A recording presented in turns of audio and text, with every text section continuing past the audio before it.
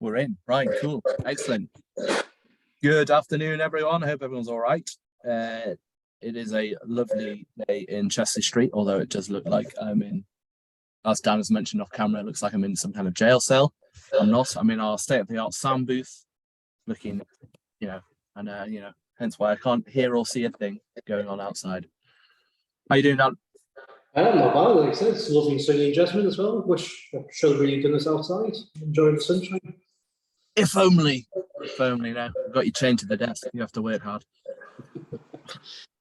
So there's plenty of good stuff going on over the past week. Obviously, we've got some breaking news to cover, announcing the latest inflation stats have just come in, Dan, haven't they? And what are we looking at?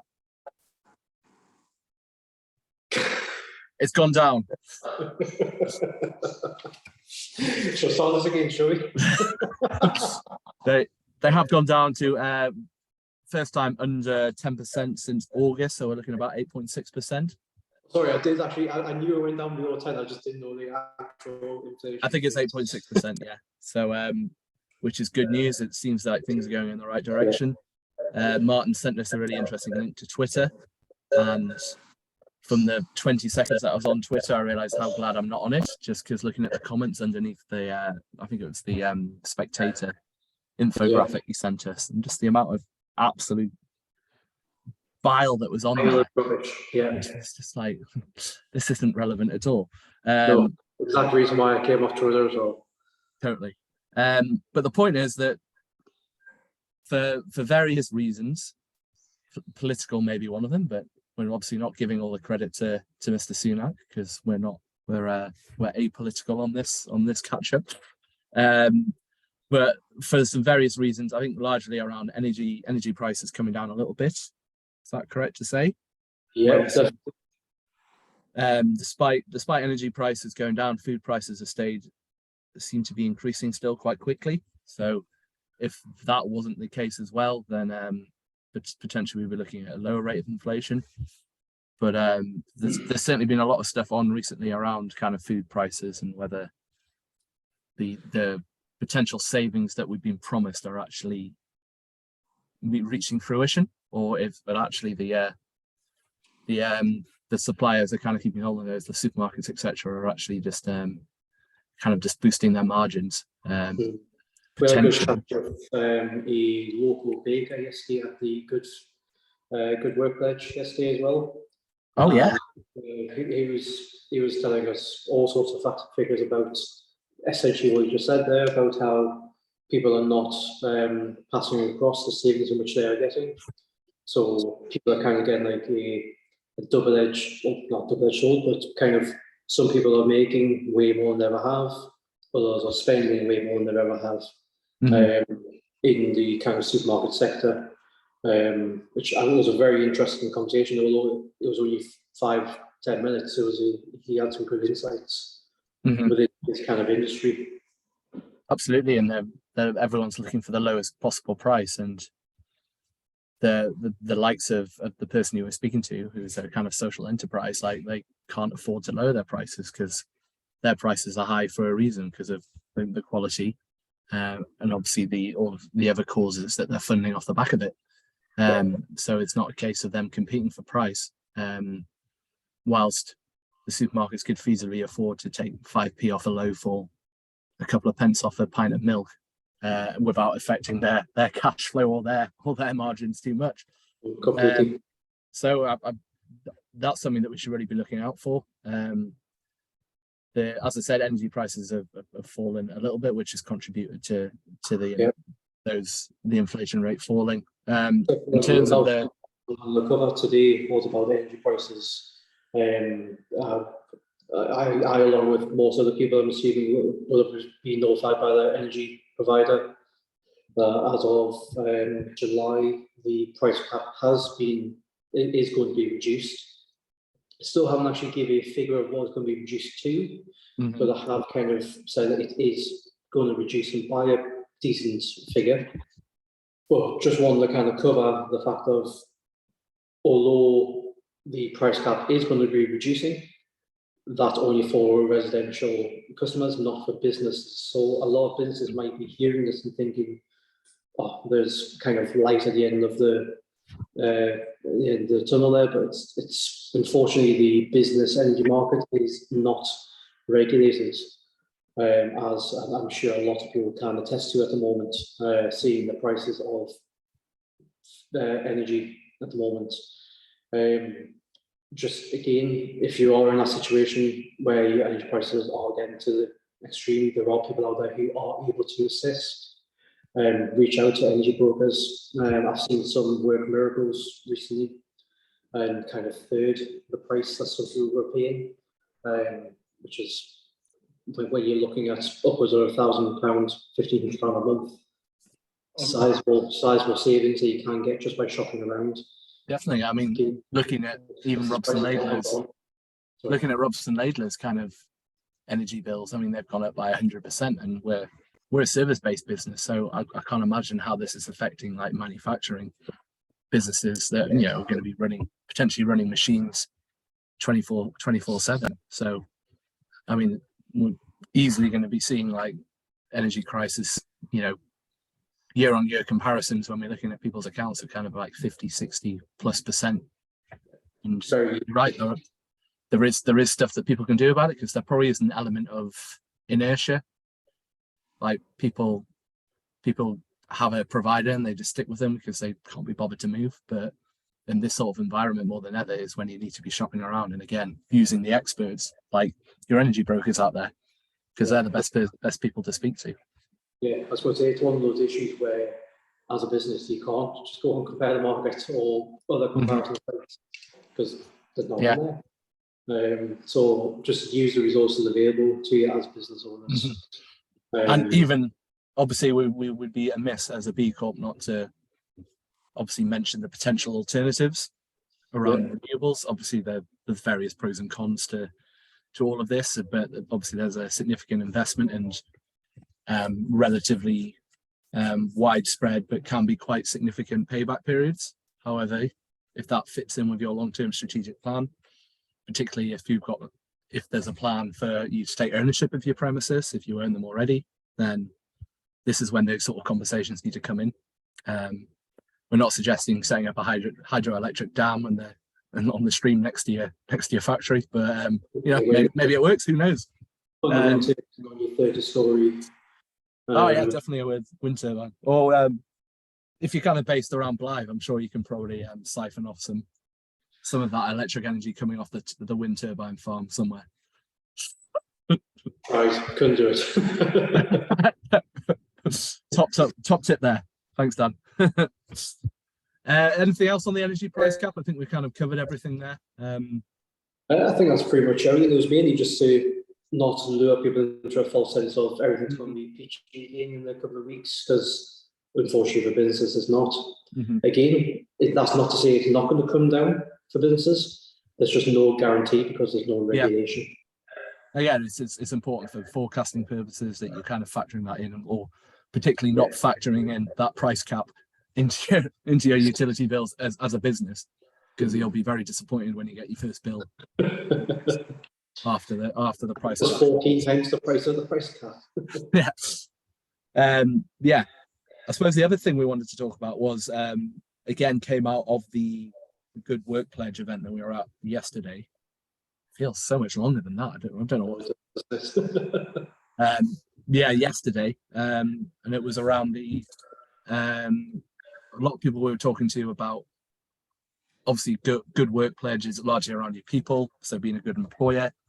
So a lot of conversations we were having was around motivation, and actually even before then, you certainly had a couple of chats with clients around the kind of motivation and staff retention. So I suppose it's worth reaffirming that the importance of really getting to know your team, obviously on a personal level. I was about to jump into the trust equation, or one of the words within the trust equation, without explaining what it is. So it may have come across quite appropriate when I said the word intimate.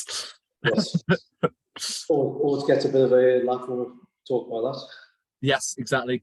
But in terms of like the trust equation is all about credibility, reliability, intimacy, and that's all those are all three factors that add together. And then you also need to consider something called self-orientation. Self-orientation being about when the chips are down, kind of whose side are they going to be on? Are they going to be self-interested, or are they going to be more empathetic? Are they going to be more concerned about people around them than themselves? So I suppose, yeah, it's the old adage where people say people don't leave a job, don't leave a bad job, they leave a bad manager. And that's certainly an element, I think. But also, I think a lot of staff retention issues are down to just lack of intimacy, lack of understanding. Like, what makes them tick, what makes them motivated more than anything, and how they can engage them. I was going to say that's what I was going to cover at the end there. Just the power of finding out how motivated you are really impacts how engaged you are with their role, with their job, with their co-workers, with their projects that they're working on. All of it feeds back to that engagement and motivation. Mm-hmm. And the businesses who are starting to see quite high churn of staff at the moment are usually the ones who aren't thinking about the staff. Mm-hmm. Again, I'm not saying 100% of them, but it's just a case of very high statistics of businesses who aren't asking their staff how they're doing, what do they need, what do they want in a job. Mm-hmm. Happier staff means happier business. They're happy in their job, happy in their role, they will give back to the business. It's that whole trust equation. What's the biggest misconception we're seeing at the moment is, I'm asking this as a question rather than a statement. Like, what do you think the biggest misconception is around motivation, Dan? I think at the moment, people are, it's just, especially as everything we've talked about so far has been cost. Everyone's the biggest conception is, how do I please my staff or give them pay rise? Mm-hmm. You can throw money at a situation till the cows come home. However, at most, you'd be delaying the inevitable of that member of staff looking elsewhere for employment. Mm-hmm. Not kind of ticking all the right boxes in regards to what really makes them tick, if not find out why they are not happy in their role. Because they want more responsibility, you might want less responsibility, might want more flexibility to go home at 2 o'clock on a Wednesday because that's when the kids finish school. But you're not enabling that. And it's having those open, intimate discussions, like you just said, is one of the biggest misconceptions. People are kind of almost afraid to have those conversations with the staff because they're worried about, well, what's going to happen. That's the interesting thing, isn't it? That actually they think it's an investment which they don't want to stump up for, or they don't think they can afford. Like in talking about motivation, because they're like, well, I can't afford to give them a pay rise, or I don't want to give them a pay rise because I think they get paid enough. That's probably another conversation where you're like, well, again, like you probably need to look about in terms of like how are you paying staff, but also it's the say on that there, which is if you can't afford to give them a pay rise, you can't afford to rehire them. Very good point. Yeah. When they leave, because if you can't afford a 2% pay rise, which is what they've requested, then you can't afford to waste 5, 6, 10 hours of time recruiting, training, another 20, 30 hours, etc. Fees. Obviously, the loss in chargeability, having someone who's been in the job for a few years, knows how it works, knows how to get the work done, compared to someone who's brand new. But if you have those open, honest discussions with them, at that intimate level, mm-hmm. you can discuss the fact of it doesn't require a pay rise. They want, just to use my example from before, they want to leave at 2 o'clock on a Wednesday, but they're happy to come in on a Thursday at 7 o'clock opposed to 9 o'clock. So they're going to make up that time up. Yeah, that costs nothing to the business apart from having an ounce of common sense. Mm-hmm. If their role can be done at different times, what's to stop it? It costs you nothing extra. You're right. And again, additional costs of getting a new staff in, like potential recruitment. Would you rather pay, up to 20% of someone's salary to get a new person in, or pay $5,000, $3,000 on a training course that this person's desperate to do because they want to improve their expertise. They want to provide better knowledge to their clients. Seems like a no-brainer, really. So there's potentially a lot of short-sightedness, is it fair to say, when Yeah. it comes to this sort of stuff, or just people Quick are willing to fix. put their head? It's why everyone always wants quick fixes, opposed to a half an hour conversation would have fixed the situation faster than organising a pay rise. I suppose kind of what we were always talking about is trying to simplify things, but this is actually one of the rare occasions where there is more nuance. Like, don't throw money at the problem. Like, you really need to understand your staff and your team. So as a result, I mean, we're getting a lot of people kind of inquiring about kind of our motivational map services, which again provides that awareness for people. I'm conscious we're not going to make this a sales pitch, but no, if you're kind of sitting there wondering, well, how the hell do I even start on this? Like, well, how about getting some insights into how people feel at the moment, so you know the areas that you potentially improve on. Again, something that we've been banging the drum about since November, October, December. The three things that we've noticed in every business: clarity and staff retention. I've forgot the third one now. I've completely just lost my track of train of thought there. So it is a lot burnout. Burnout staff, yes. Thank you, staff burnout. And they are. It's not because you're burned out. I just want to point out to them. I'm not burning them out. Interlinked. They're so heavily interlinked. If you've got clarity over your financials, you're able to make informed decisions about your staff, which then means you will not have a bigger churn. You have less staff retention issues, which in turn will put less stress upon you as a business owner, and therefore burn out you less. They're all so interlinked, yet so widespread in the different issues that can come across. Absolutely. So just everyone bear that in mind, basically, is what we're saying. Again, let's just reach out. Like you said, it doesn't have to be a motivational map. Like you said, definitely not going to be a sales pitch. It doesn't have to be a motivational map, but just reach out to someone who is able to support your business with your staffing issues. So many HR contacts right now are saying the exact same thing. Look after your staff and they'll look after you. It's as simple as that, really. I was going to say, I want to say it's simple as that, but I appreciate it's not as simple as that. Obviously, it is a very difficult issue. But it's that whole idea of not being scared to have those conversations. I think people have got the perception right now where they can't have an intimate chat with an employee because, oh no, I better get HR involved. The people, you're a person. Yeah. Open and honest conversations. That's all we're after. Perfect. Right. Shall we wrap this up then? What else we need to see? Cool. Well, I think we've filled more than enough time. Likewise, guys, feel free to kind of shout out in the comments below, kind of any of your thoughts on inflation, your thoughts on the energy cap, your thoughts on staff retention. It'd be really interesting to hear what you guys are thinking. And as I said, reach out. Got any questions? You know where me and Dan are. You should do by now. You should be sick of the sight of us. But yeah. Just one last shout out. If you are doing comments on this, remember school have now got a official app on the App Store, so it's actually a lot easier to interact with the platform. So yeah, again, still want to see some interaction on there. We got a lot of people messaging us privately, but not so much interaction on the videos. But usually the questions people are asking are brilliant and can be will probably answer a lot of people's questions that they maybe don't want to ask. All right. Absolutely. Thanks, guys. Awesome. Thank you very much, Dan. See you later on. Catch you in a bit.